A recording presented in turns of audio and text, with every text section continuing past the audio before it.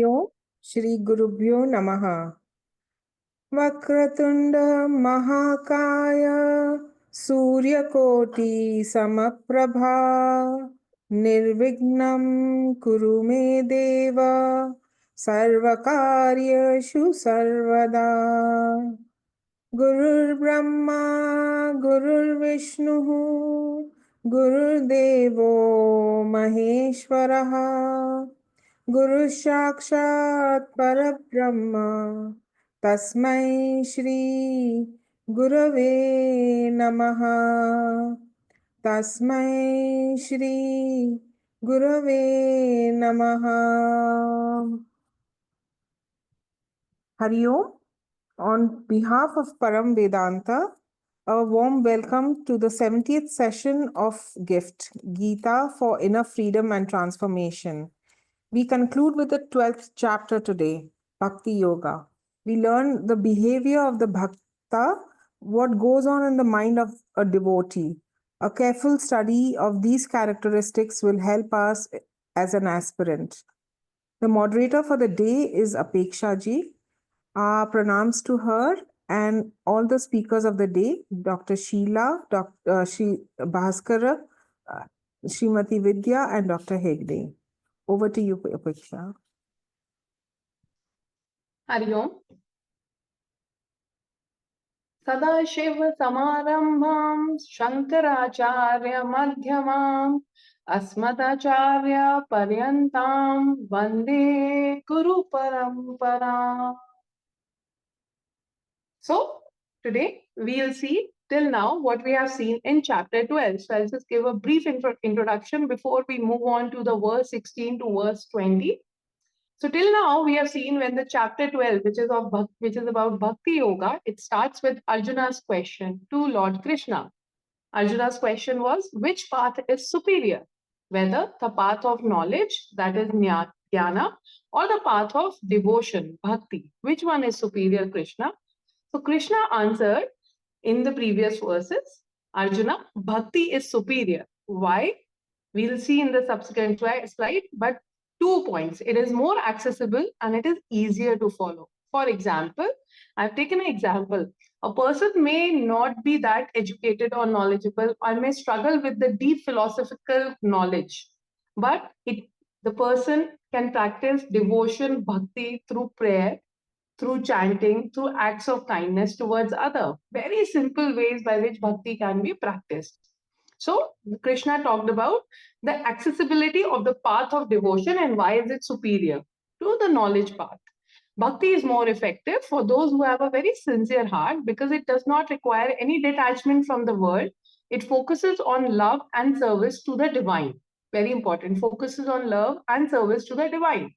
And it is more accessible. Why? Because understanding knowledge may require more concentration and can be complex enough for a simple person to understand. And bhakti also, this path of devotion also allows people to connect with God through these 3 methods, through selfless service, through prayer and meditation. Next slide.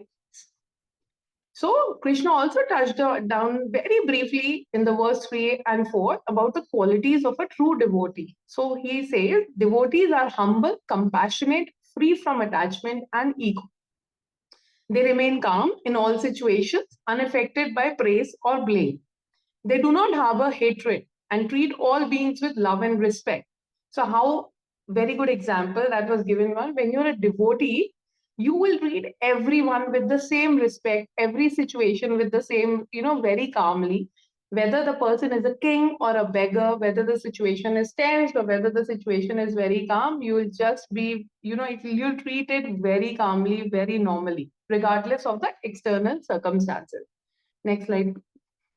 So Krishna also touched down upon how does a bhakta progress through devotion, right? The common question that comes. So Krishna here guides you, and Lord Krishna says, when you are struggling with intense devotion, see, devotion, the bhakti marg is easier, but that doesn't mean that it is relative to the knowledge path, right? But there are people who struggle with intense devotion. So Krishna says, don't worry, you can engage yourself in selfless service, that is karma yoga, and maintain your focus on God. through surrender. This line is very important, I feel. Through surrender to the divine, through having complete faith in him, you can gradually progress towards liberation. True devotees are those who are detached from material desires, act with self discipline, and live with a very peaceful mind. So, example here is, how do you remember this? That you or I might be struggling with material desire, but by practicing daily meditation or prayer, that is why self discipline is very important. One can gradually detach themselves from worldly attachments and they move closer to spiritual progress. Next slide. So, the path of devotion, Krishna says in chapter 12, in verse 1 to 15, is practical, accessible, and ultimately leads to liberation through qualities like humility in the devotee, selflessness, and consistent focus and surrender to God. So, introduction, next slide. So, we now a brief introduction of what we are going to see today in verse 12.16 to 12.20. So, Krishna here, Lord Krishna will be discussing the qualities of a true devotee. So, where the focus of these verses will be, Lord Krishna here is describing the qualities of a true devotee who is very dear to him. And he emphasizes what are those qualities, which we will see: detachment, humility, equanimity, and compassion. We will see in the subsequent slices in detail. And remember the context. What is the context here, which is very important? Krishna explains to Arjuna that a devotee who has these qualities, you and I can also have these qualities, will attain liberation and be very close to him and God. So, moving on to the verses now, I would request all speakers to unmute themselves as and when their name appears on the screen, and let's hear the wonderful verses and their explanation. Hari Om, Shri Gurubhyo Namaha. The verse 16 of Bhakti Yoga is Anapekshaha Suchit Daksha Udasino Gata Vettaha Sarva Ramba Parityagi Yo Mad Bhaktaha Sa Me Priyaha. As Apeksha said, from 13th verse, Lord Krishna talks about the characteristics of highest bhakta, that is Jnani, who has gone through all the levels of Bhakti Yoga, that is the 5 stages of sadhana, and who has attained the knowledge of Aham Purna Asmi. So, who is in the journey? He is in the journey from Jnanam to Jnana Nishta. So, we'll see in this verse, now this slide, the meaning of this verse. Anapekshaha means free from all binding expectations. He is the one who gradually reduces his dependence on external world. Shastra defines dependence as sorrow. So, depending on oneself alone is joy. Swamiji says, reduce needs by deliberately practicing contentment. And the constant practice of contentment makes a person independent. Independent with regards to what? In Gita Bhashyam, Shankaracharya says, Dehendriya Vishaya Sambandhe. He does not, that is, Jnani does not depend upon his body and Indriya also. He doesn't want body for happiness because he knows that it grows old, dies, and depending upon the age and prarabdha. And connection to sense objects, sense pleasure is also reduced. So, anapeksha is equal to detachment, which means he is free from all dependence. That is, independent from the standpoint of Atma and Anatma also. The aim of the spiritual seeker is learning to depend less and less on other factors to be comfortable. The next here in the same slide, Suchi means pure, who is clean externally and also internally by keeping the thoughts with dharma. Daksha, Jnani is smart and efficient in all situations, takes appropriate step in any and every situation, not being carried away by raga and dvesha. Udasinaha, he is impartial, he is indifferent, where there is no responsibility, he does not intervene, and he is not careless when he is responsible. So in this slide, the other characteristic is Gata Vyataha. Vata means grief or sorrow, and also bhayam or fear. So Gata Vataha is free from sorrow. Everyone's life and even Gnani's life is governed by prarabdha, which brings both favorable and unfavorable situations. Vedanta doesn't change the world and the situation. It does not change the external, but the change will be in the attitude towards the situation. Swamiji says, any experience that Bhagwan gives, it is meant for spiritual progress. This is universal law. So one ultimate growth in life is spiritual growth and requires different experiences for it. So Bhagwan does not do any injustice. From Gnani's angle or from his view, no experience is unwelcome. He welcomes all experiences. Whether one surrenders to Lord as karma yogi or one surrenders to oneself as jnana yogi, bhayam is diluted in both the cases. So jnani is fearless. Sarvarambha parityagi. Arambaha means what? It is beginning. But here in this context, it means karma. What type of karma? It is kamya karma. It is desire-based karmas. So Sarvarambha parityagi is the one who has renounced all the karma, kamya karmas. Yaha mad bhaktaha sa me priyaha. Krishna says, such a devotee of mine is dear to me. Hari Om, thank you. Shri Gurubhyo Namaha. The verse goes like this. Yona hrishyati, na dveshti, na soshati, na kankshati, shubha shubha parityagi, bhaktanamyaha semaha priyaha. The verbatim is, the one who does not get elated, is not hostile, does not grieve, does not desire, who has completely given up good and bad karma, and who has devotion is dear to me. Yona hrishyati. The one who does not get elated when his desires are fulfilled. Well, in our case, we would swell in delight, whereas a gnani has only prarabdha karma because his free will is consumed in the wake of knowledge. Well, on the contrary, when the same or something undesirable happens, he's not hostile, not dvesti. He's not does not suffer or regret over anything that happens when something beloved to him is gone. He does not grieve, na soshati. Recognizing that losses are an integral part of devotion or creation, and in the scheme of things, it is natural happening. Moreover, the gnani may have sympathy but not grief. It is important to understand that Gita is not saying do not grieve or do not have grief. This temporary state of mind must be acknowledged, or else you will end up in psychological problems.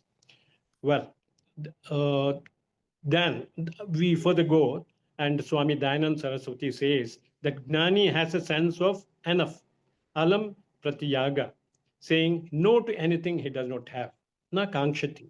He does not crave for fulfillment. To inculcate this trait of alam pratyaga, Lord Krishna says that these essential responses should not be too intense, clouding your discriminative power. Swami Paramatmananda is emphatic in saying that under no circumstances our intellect must not be compromised. It should be always intact, and reiterates that the greatest wealth of human being is viveka shaktihi. Shankara says viveka chudamani.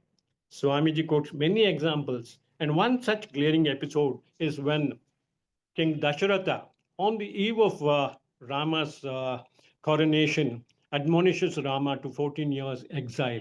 Well, at this juncture, Lakshmana loses his cool and violently explodes, abusing his father vehemently. Well, all of us know that spoken words cannot be retracted. This behavior exhibits unruly temperament and ignoring discriminative power of self. Well, very often we see in public spaces sporadic altercation resulting in ugly and bitter scenes. Swamiji says that we should have mental balance and ability to postpone spontaneous responses.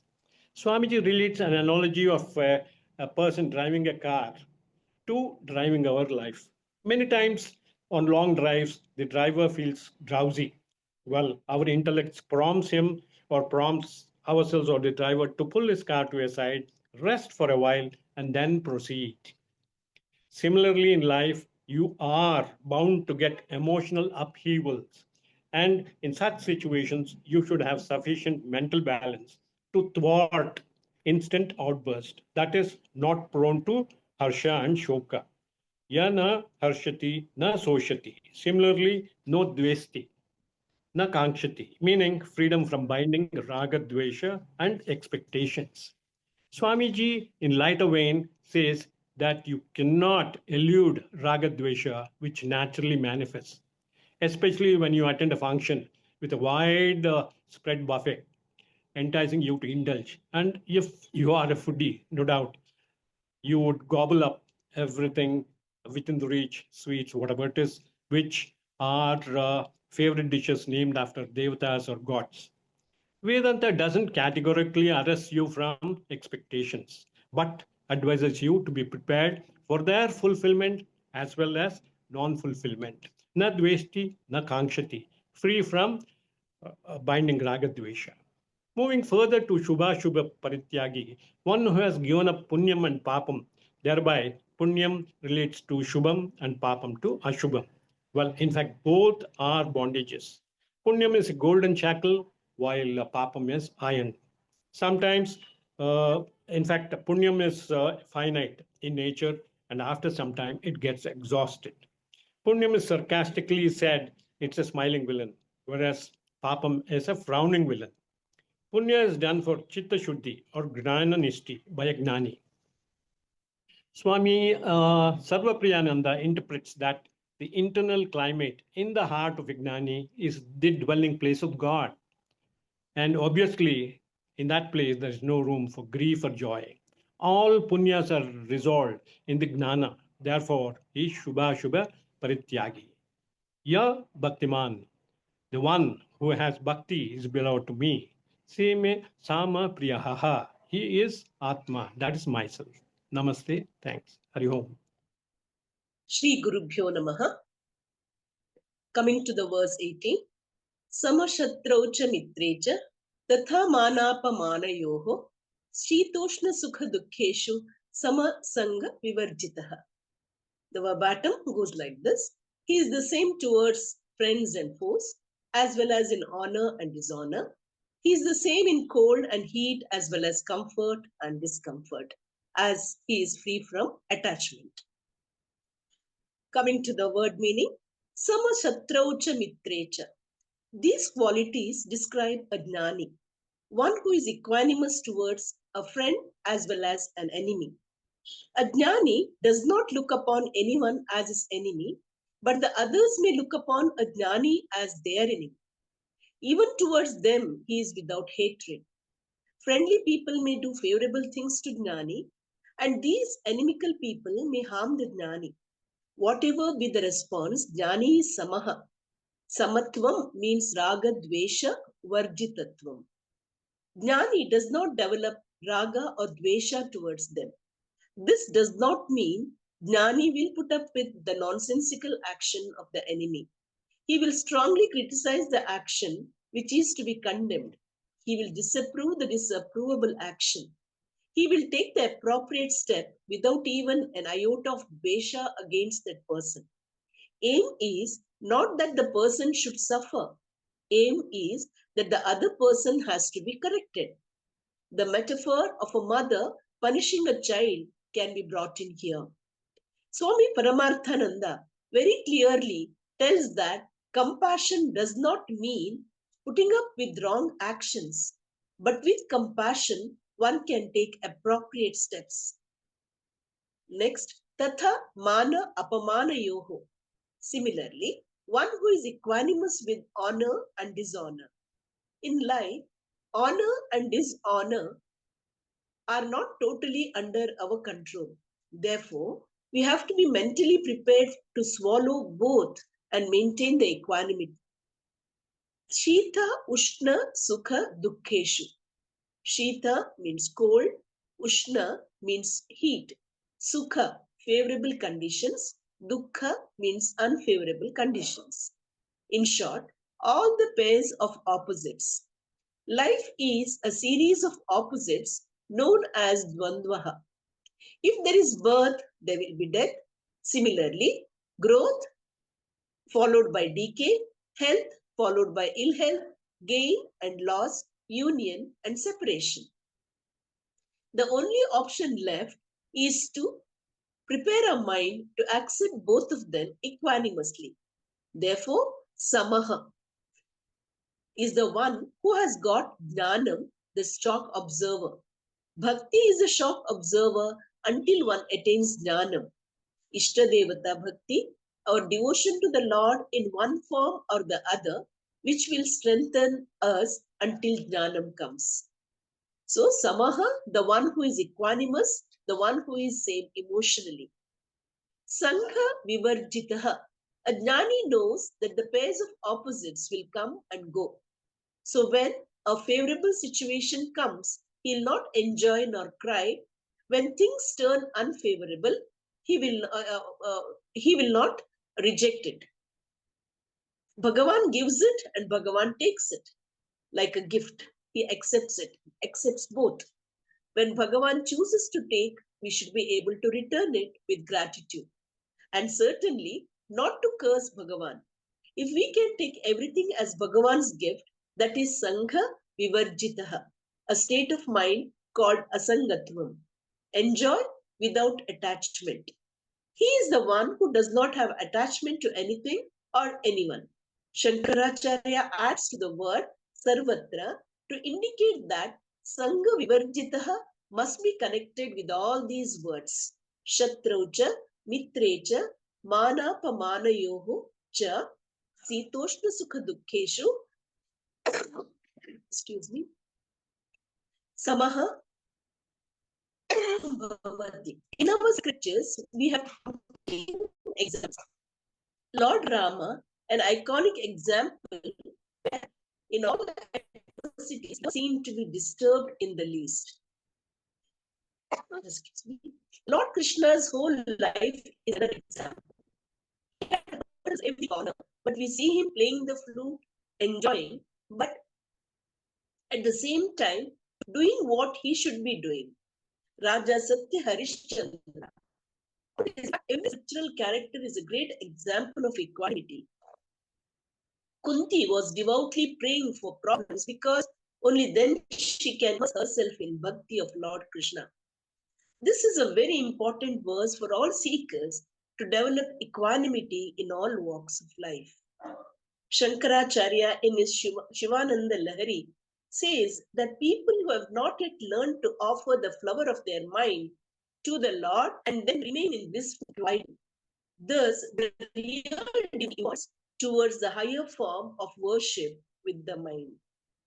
Going to the next verse, Tulya Ninda Stutir Mauni Santushto Ena Kenachit Aniketaha Tiramati Bhakti Manme Priyo Naraha. That devotee who is the same towards censure and praise, who is a person of limited speech, who is contented with anything, who is homeless, and who has firm knowledge of the self is dear to me.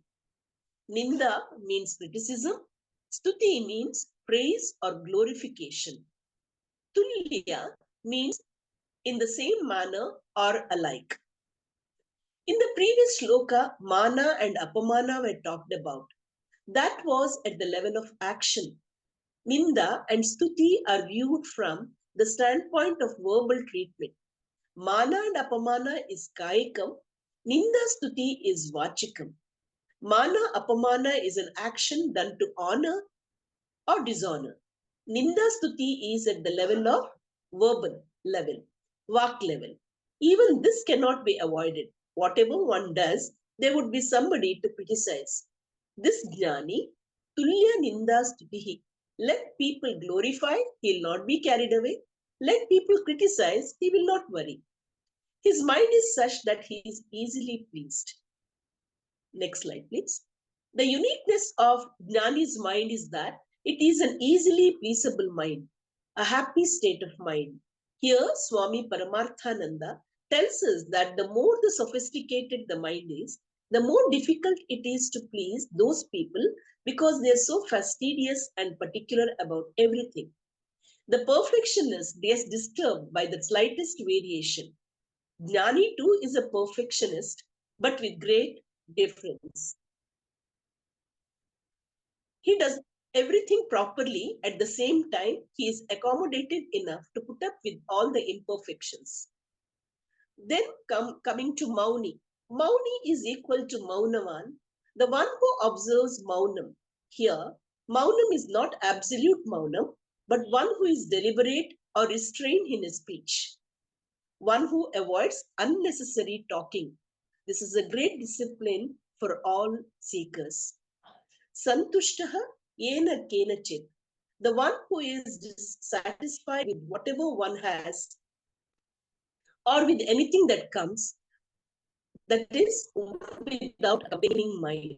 One who is free from complaints. Swami Paramarthananda says that a complaining mind is a samsara mind. A jnani knows very well that he is no more the owner of the body, but he is a trustee of the body given by Bhagavan. And therefore he has to maintain it. One person is sannyasi, and when he asks for a bhiksha, he cannot choose anything. He has to be satisfied with whatever comes his way. He does not mind sleeping anywhere. Such a jnani is called a real brahmana. All the other people who claim brahmanatvam, just because they've got sacred threads, they are all pseudo brahmana. Next word is aniketaha. Here, this is a description of a sannyasi, the one who does not have a house of his own. Niketaha is equal to nivasaha, or a residence or an abode. One who is without any residence. A famous verse from Bhajagovindam can be quoted here. Sura mandira tarumula nivasaha, shayya bhutala majina vasaha, sarva parigraha bhoga tyagaha, kasya sukham na karoti viragaha. The verse says, when a man is living in the open halls of temples or under the trees, meaning who has no permanent residence of his own, lying on the bare earth or wrapped in deer skin, avoiding gifts, giving up possessions and enjoyment, then who will say he will not gain happiness from such a detached state? The scriptures tell us straight away to simplify our life like that of a sannyasi. A person without possessions also, if he has brought in the necessary internal transformation, that transformed, contented, matured, and enlightened mind can be happy and fulfilled. He lives with whatever available. How does he enjoy such a mind? This mental strength he is gained from one source, that is sthira matihi. Matihi can mean mind as well as jnanam also. It is self-knowledge. Matihi means jnanam about paramartha vastu vishaya, regarding the ultimate reality. Sthiraha means the one who has knowledge, self-knowledge. Here the reference is to a jnani devotee, but not an ajnani devotee. That has given him this strength. Sthira means firm, samshaya viparyaya rahitam, doubtless and without any habitual identification. Sthiramatihi means one who has got doubtless knowledge. Bhaktiman me priyo naraha. Bhaktiman means full of devotion. Naraha, that man. Me means the priya, me. Priyaha is dear. Lord Krishna concludes this verse that such a jnani is dear to me. The description of a wise person's conduct and characteristics have been dealt in the verses from 13 to 19. Excuse me. The assurance of the Lord, such devotee is dear to me now and again, is repeated each time to give us a strong connection and a strong affirmation that if we are in the path, Lord is there to take us in. The qualities discussed in the above verses are the qualities of the devotees of God. With this verse, Lord Krishna concludes the description of a wise person's conduct or characteristics. So we understand from these verses that to the one who identifies himself with the body-mind complex, the feeling of cold and heat, pleasure and pain, favorable situation, sukham, and unfavorable situation, dukkham, is natural. Unless we identify ourselves with the higher I, the dualities tend to affect us. It is like a person unexpectedly and hurriedly returning home who reconciles himself with any means of transport that is immediately available to him. He is not much worried if there be any lack of amenities or facilities in the travel. The Bhakta's position in the world is very much like this. Realizing the truth or reaching God is his sole concern. He is therefore content with anything worldly that comes his way in the journey of life. Shri Gurubhyo Namaha. Thank you. Shri Gurubhyo Namaha. We now come to the last verse, the 20th verse of Bhakti Yoga. And you will remember that the whole concept of bhakti has come right from the 7th chapter. Right in the beginning of the 7th chapter, when Sri Krishna introduces us to the Madhyama Shatkam, he begins by telling us, I will introduce you, I will let you know God in his true form. What is jnanam and what is vijnanam? So from 17th chapter and the culmination, and this is the culminating verse of the entire Bhakti Yoga, yetu dharmyamritam idam yatoktam paryupasate shraddadhana matparama bhaktasve ativa me priyaha, which means those devotees who keep me as the primary or the ultimate goal, who faithfully follow this righteous and immortal teaching as mentioned above, they become extremely dear to me. To explain each word, te bhaktaha, those devotees, matparaha, those who keep me as their highest goal, tu ye, and who shraddadana paryupasate, faithfully pursue, idam dharmyamritam, this righteous and immortal teaching, yatoktam, that means which has already been described above means right from the 7th chapter, the whole evolution of the bhakti ladder. Ativa priya, extremely dear. To whom? Me, to me.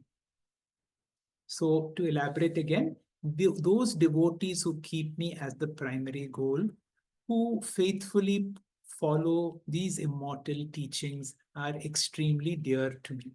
Let me quickly recap what are those 5 levels which he calls yatoktam. Uktam means which has been expressed, which have been expressed earlier. And those 5 rungs are Sakama Pradhana Karma Yoga. Then Nishkama, this time I'm doing karma without any desire for karma phala. Then we have 2 levels of bhakti which come from upasana, where level 1 is Eka Rupa Ishvara Upasana and level 2 is Vishwarupa Ishvara Upasana. And finally, what is Nirguna Ishvara Jnanam, which is the highest level of sadhana. And if a person is able to come from level 1, level 2, level 3, level 4, then a person comes to idam yatoktam paryupasate. That means one who has gone through all these 5 levels. Dharmyamritam. Amritam means the nectar of immortality. This whole teaching that Sri Krishna says, the entire Bhakti Yoga, not only this chapter, 7th, 8th, 9th, 10th, 11th, and 12th, which is soaked in Bhakti and soaked in Dharma, which is in line with the Vedas. And this teaching leads to immortality, and this can be seen as the nectar of all the teachings. How should a person follow all these Bhakti Yoga levels? Shraddadana. Shraddha is very difficult to translate. It is not just faith, but it is, where even though you have doubt, you have trust that my Guru and my scriptures say is true. And that is the form of commitment that has towards God, Guru, and the Shastras. And also, mat paramaha, to keep me as the highest goal. If a person is able to do that, such a person becomes dearest to me. I told many times about the 7th chapter. In the 7th chapter, there are 3 extremely powerful verses. And when we studied that, I called them as the goalpost verses. Shankaracharya begins his explanation on the 17th verse, and he refers to that when he's talking about this concluding verse of the Bhagavad Gita, the 20th verse of the 12th chapter. He refers to the 17th verse of the 7th chapter. He's where Sri Krishna says, Sacha bhakta tesham jnani nitya yukta eka bhaktir vishishyate. That means he has classified bhaktas as artha, artharthi, jignasu, and a jnani bhakti. A jnani bhakta, he says, such a person is very dear to me and he loves me also very much. And so that was a sutra vakyam, and that has been explained from all those chapters until the 20th verse of this chapter. So in conclusion, our whole journey is from jnana yogyata to jnana nishta. For jnana, you can do shravanam and mananam only once a person has jnana yogyata. And once you have jnana yogyata, through Guru and Shastras, we attain jnanam. And once spiritual knowledge is there, we need to spend some time tat chintanam, tat katanam, anyon, tat prabodhanam. And that is this long state of nididhyasanam, where the teaching becomes soaked into us, and then unconsciously a person becomes one with Bhagavan. Before Jnanam, we have to work for moksha. But after Jnanam, we will see moksha is no longer a goal. It's no longer a sadhyam. It is a siddha vastu. It is my very nature itself. And this is what we understand through Jnanam, that I am not apart from Bhagavan. Those who abide in Brahman should follow these virtues. Whatever are the spontaneous traits of a jnani should become a value for us to be deliberately practiced. Sri Krishna has given us a very powerful role model to follow. In this chapter, the last 13 to 20 are the key indicators of a para bhakta. Shri Gurubhyo Namaha. Thank you, Dr. Hegde, Srimati Vidya, Dr. Sheila, and Shri Bhaskar for such a wonderful presentation. Now, summarizing the key themes of the verses that we heard today, as everyone has just said, the true qualities of a devotee, Lord Krishna has explained in these verses. So we'll just see. The first one was detachment and humility. What does it mean? A true devotee is not attached to material wealth, status, or fame. They're very humble. They're free from the pride. An example for this is someone who does not seek recognition for the good deeds, but does them very selflessly, offering them to the divine without expecting anything in the return. The second one is equanimity and self-control. Devotees who are very calm in success and failure, unaffected by praise or criticism. So for me, this picture reminds me of that only when in 2011, our Indian captain MS Dhoni won the match.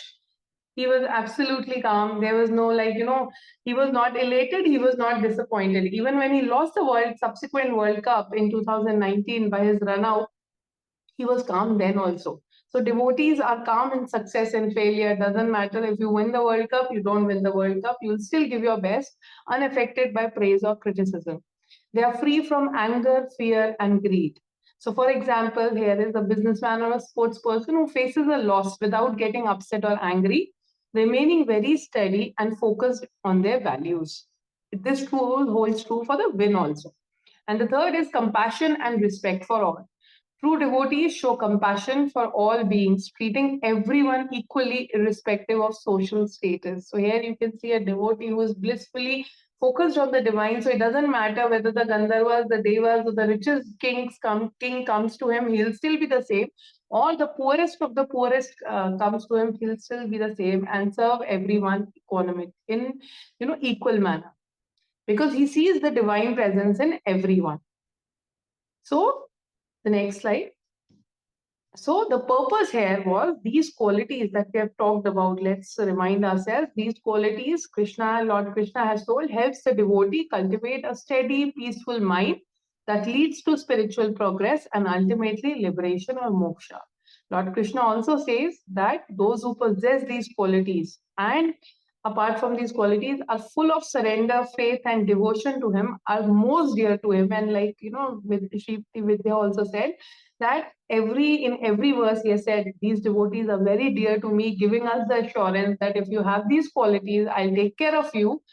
He is saying again and again, have surrender, faith, and devotion, develop these qualities. You are going to be most dear to me and you will attain liberation. Hari Om.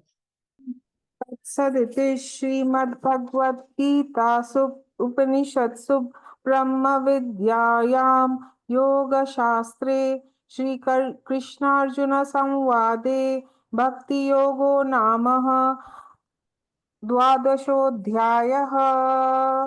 Om Shri Krishnarpanamastu. Thank you, Apeksha, and all the speakers. Thank you for giving us Krishna's words in a language we understand. Importance of bhakti will be understood by each one of us as we move along the spiritual path. The Param Vedanta thanks its listeners. We conclude with the 12th chapter today. We begin with the 13th next week. But before that, we meet on Friday for the next session of Atma Bodha, session 15. Let us conclude with the prayers. Om Purnamadah Purnamidam Purnat Purnamudachyate Purnasya Purnamadaya Purnamevavashishyate. Om Shanti Shanti Shantihi. Harihi Om Shri Gurubhyo Namaha. Harihi Om.